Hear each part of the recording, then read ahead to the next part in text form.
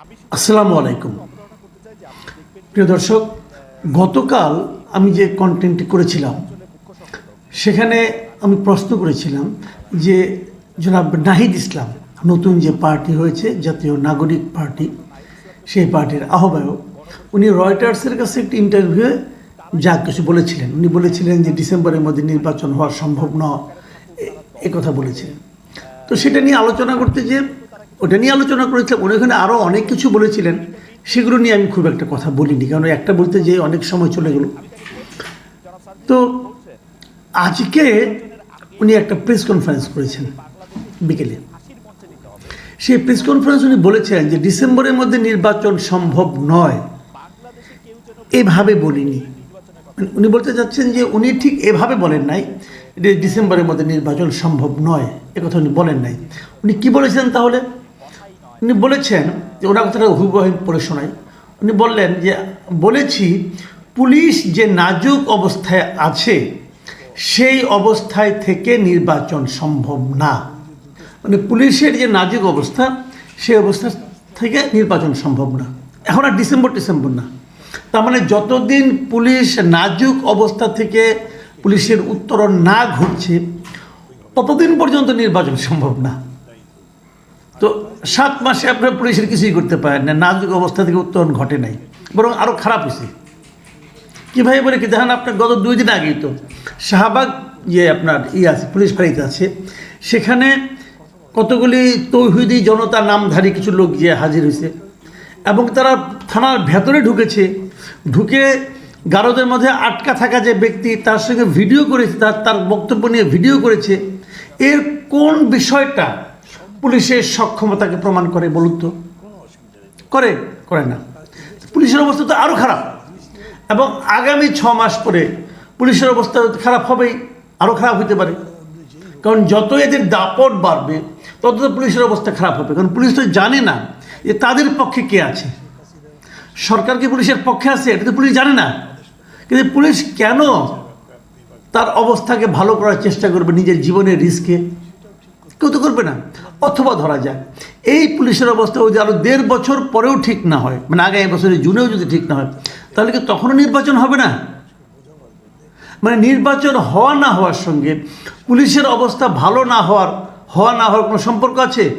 যদি পুলিশের অবস্থা ভালো না হয় তাহলে আর্মি নামবে, আর্মি নির্বাচন কন্ডাক্ট করবে।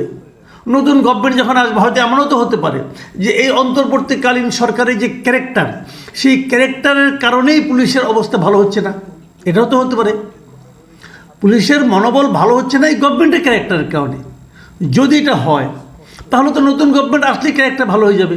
তাহলে নতুন গভর্নমেন্ট আর একটা পলিটিক্যাল গভর্নমেন্ট আনার ব্যবস্থা করতে হয় আমাদের। সেটা আমরা কীভাবে করতে পারি? যদি পুলিশ দিয়ে আপনি না করতে পারেন তা আর্মি নামান, আর্মি ইলেকশনটা কন্ডাক্ট করবে। এতে তো আমি কোনো সমস্যা দেখি না, বরঞ্চ সেটা আরও বেটার ইলেকশন হবে। তো আর্মি তো আমার দেশেই আছে, এটা তো বিদেশ থেকে আমদানি করতে হবে না।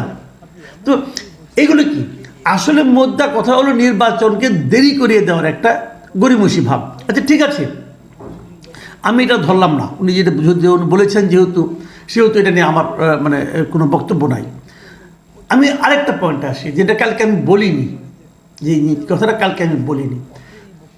ওনার রয়টারের ইন্টারভিউয়ে কিন্তু আরেকটা বিষয় এসেছিল।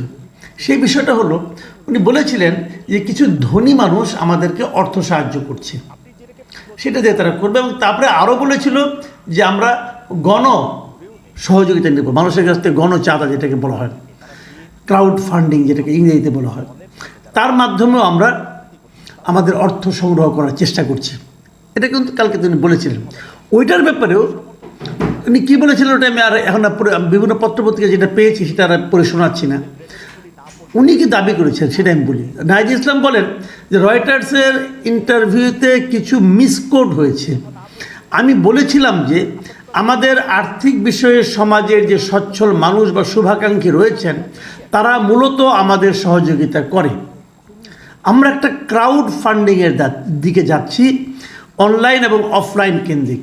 এই হলো গিয়ে মূলত বক্তব্য। উনি বলেছেন যে গণমাধ্যমে এটা নিয়ে ভুল তথ্য এসেছে, এটা সংশোধন করার জন্য অনুরোধ করব। আচ্ছা ঠিক আছে, তাহলে উনি ভুল তথ্য বাদ, কী তথ্য এসেছে ওটা নিয়ে আলোচনাই করতে চাই না। উনি সর্বশেষ যেটা সংশোধন করে দিলেন ওনার বক্তব্যে বাংলা ভাষায়, এবং সেটা হুবহু এসেছে। আমি সেটা নিয়ে একটু কথা বলতে চাই। প্রথমত উনি কী বলেছেন আবার বলি, শুনুন। আমাদের আর্থিক বিষয়ে সমাজের যে সচ্ছল মানুষ বা শুভাকাঙ্ক্ষী রয়েছেন, তারা মূলত, মাথায় রাখবেন, মূলত আমাদের সহযোগিতা করে। মানে প্রধান সাহায্যটা তারা পাচ্ছে সমাজের আর্থিকভাবে সচ্ছল বা শুভাকাঙ্ক্ষীদের কাছ থেকে। যারা আর্থিক এবং তাদের শুভাকাঙ্ক্ষী, তাদের কাছ থেকে যে অর্থটা পায়, এটাই তাদের প্রধান আয়ের উৎস। তারপর আবার বলছে আমরা একটা ক্রাউড ফান্ডিংয়ের দিকে যাচ্ছি, যায় না এখনও, তারা যাচ্ছে। মানে ক্রাউড ফান্ডিং মানে কি? গণচাঁদা। সাধারণ মানুষকে বলবে আপনারা আমাদের টাকা দেন, আমরা দল চালাবো। অনলাইনে হতে পারে, বিকাশে হতে পারে, নগদে হতে পারে, যে যেভাবে পায় তাদেরকে টাকা দিবে, এই একটা পদ্ধতি হতে পারে। ওনার ওদিকে যাচ্ছেন মানে কি? ভবিষ্যৎকাল, এখনও যাননি। তার মানে এখন পর্যন্ত যারা যা কিছু করেছেন সেটা সেই সমাজের সচ্ছল মানুষ বা শুভাকাঙ্ক্ষী তাদের কাছ থেকে পেয়েছেন, এবং আগামীতেও মূলত এরাই দেবেন। এই জায়গাটাতেই আমার প্রশ্ন, কারা আপনাদের শুভাকাঙ্ক্ষী? কারা সেই সচ্ছল মানুষেরা? আমরা বিগত সরকারের সময় দেখেছি যে বিভিন্ন ব্যবসায়ীরা, যারা নাকি আগের সরকারের কাছ থেকে সুবিধাভোগী ছিল, তারা সেই সরকারের পদলেহন করত, তারা সেই সরকারের নানা রকম কর্মকাণ্ডে সরকারকে সহায়তা করত। এমনকি যখন জুলাই আন্দোলন চলছিল, তখনও এই ব্যবসায়ীরা শেখ হাসিনাকে নানাভাবে পরামর্শ দেওয়ার চেষ্টা করেছে যে কীভাবে আন্দোলনকে কন্ট্রোল করা যায়, আন্দোলনকে দমিয়ে রাখা যায়। সেই পরামর্শ কিন্তু এই ব্যবসায়ীরা দিয়েছিল। তাদের বিপুল অর্থ তারা সরকারের সহযোগিতায়, সরকারের আশকারায় ব্যবসার নামে লুণ্ঠন করেছে। নানা মানুষের কাছ থেকে তারা লুণ্ঠন করেছে, ব্যাংক লুট করেছে, ব্যাংকের টাকা নিয়ে বিদেশে রপ্তানি করেছে, এই ব্যবসায়ীরাই করেছে। তার একটা তালিকাও হয়েছে, নতুন গভর্নমেন্ট এসে একটা তালিকাও করেছে। 10 জন ব্যবসায়ীর নাম আমরা দেখতে পাচ্ছি।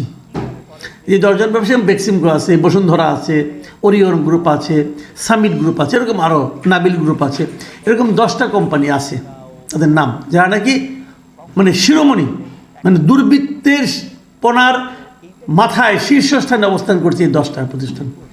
এখন আমি নাহিদ ইসলামকে বলব, বুকে হাত দিয়ে বলুন, এই 10টার কারো কাছে কি আপনার কাছ থেকে আপনার জানেন টাকা নেন নাই? এই 10টার কেউ কি আপনাদের শুভাকাঙ্ক্ষী আছে? আপনি বলবেন নাই। আমি আপনার কথা বিশ্বাস করব না। কেন করব না? করব না এই কারণে, বিভিন্ন কারণ আছে বিশ্বাস না করার। আমি ওই কারণগুলিতে যাচ্ছি না।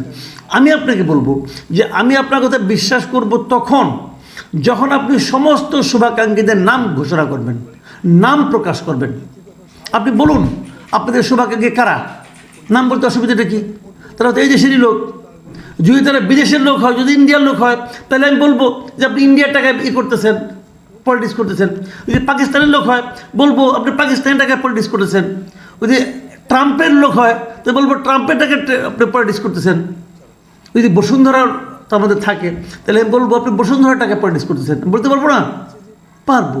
আমি জিনিসটা বলতে চাই, আপনি বলুন যে কারা আপনাকে টাকা দিচ্ছে, সেই শুভাকাঙ্ক্ষীদের নাম বলুন। কে কত টাকা দিচ্ছে তাও নাম বলুন।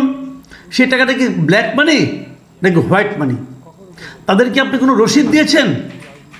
রসিদ দিয়ে চাঁদা নিয়েছেন, নাকি ডান হাতে দিয়েছে বাম হাতে পকেটে ঢুকিয়েছেন, আবার সেখান থেকে দলের জন্য বের করার সময় অর্ধেক পকেটে রেখেছেন, অর্ধেক দলকে দিয়েছেন? কোনটা?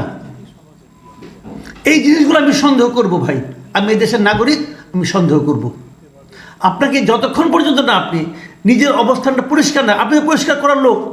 আপনি তো আপনার নিজের ইনকামের কথা পরিষ্কারভাবে বলেছেন, আপনি আপনার ব্যাংক অ্যাকাউন্টের কথা বলেছেন, আপনি আপনার ফ্যামিলির কথা বলেছেন, তো আপনি আপনার দলের কথা বলতে পারবেন না কেন? বলেন, আমরা শুনতে চাই। আমরা আপনাকে ভালোবাসতে চাই, আমাদের সেই ভালোবাসার সুযোগটা করে দেন। আপনি ট্রান্সপারেন্ট হন। ট্রান্সপারেন্ট হলে এক লাফে আপনার দলের জনপ্রিয়তা অনেক দূর এগিয়ে যাবে। আওয়ামী লীগ বিএনপি ট্রান্সপারেন্ট দল না ভাই, আমরা তাদের বিকল্প একটা দল খুঁজতেছি। আমরা সেই দলটাকে আপনাকে ভাবতে চাই, আপনি আমাদেরকে হেল্প করুন। এই সাহায্যটা আপনাকেই করতে হবে। আর যদি করতে না পারেন, তাহলে তো সেই আপনি গড্ডালিকা প্রবাহে গা ভাসালেন। আগে এই সমস্ত দুর্বৃত্ত ব্যবসায়ীর কাছ থেকে আওয়ামী লীগ বিএনপি নিয়েছে, এখন আপনারা নেওয়া শুরু করলেন। তাহলে যেই লাউ সেই কদু, আমাদের লাভটা কী হলো? জনগণের ভাগ্যের তো কোনো পরিবর্তন হলো না। আমি আপনাকে আহ্বান করব, আপনারা অতি দ্রুত এতদিন যত টাকা পেয়েছেন সব টাকার হিসাব পাবলিক ডোমেইনে অনলাইনে আপনারা ওপেন করে দেন। কার কাছ থেকে কত টাকা পেয়েছেন, প্রত্যেকটা নাম, প্রত্যেকের নামের তার কোন ব্যবসা প্রতিষ্ঠান এবং তার কাছ থেকে কত টাকা পেয়েছেন তার একটা হিসাব দেন। যদি কাউকে 10 টাকা পান সেটাও বলেন, অমুক আমাকে 10 টাকা দিয়েছে বলেন। আমরা হিসাবটা চাই আপনার কাছ থেকে।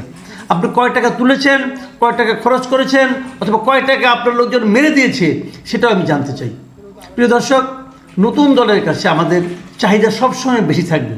নতুন দলের কাছে আমাদের প্রত্যাশা নতুন প্রত্যাশাই থাকবে। সেই নতুন প্রত্যাশা যদি নতুন দল না মেটাতে পারে